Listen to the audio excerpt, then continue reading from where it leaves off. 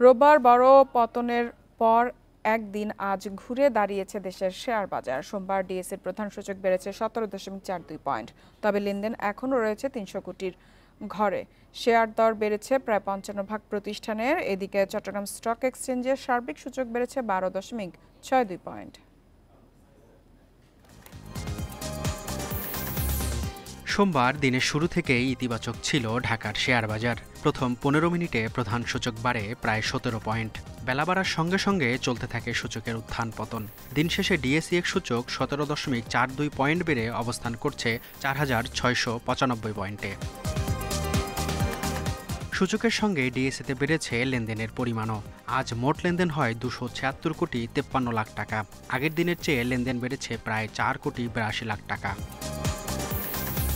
হাতবদলে অংশ নেওয়া 401টি কোম্পানি ও মিউচুয়াল ফান্ডের মধ্যে দর বেড়েছে 220টি প্রতিষ্ঠানের শেয়ারের, কমেছে 104টি এবং অপরিবর্তিত 77টি প্রতিষ্ঠানের শেয়ার দর।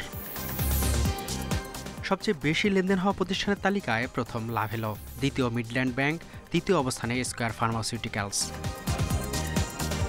শতাংশের দিক থেকে দরবৃদ্ধির তালিকায় প্রথম রহিম টেক্সটাইল, দ্বিতীয় রহিমা ফুড, তৃতীয় অবস্থানে দেশ গার্মেন্টস। অন্যদিকে চট্টগ্রাম স্টক এক্সচেঞ্জে সার্বিক সূচক 12.62 পয়েন্ট বেড়ে অবস্থান করছে 13,112 পয়েন্টে। লেনদেন 11 কোটি 83 লাখ টাকার শেয়ার। মেহেদী হাসান, ইন্ডিপেন্ডেন্ট নিউজ।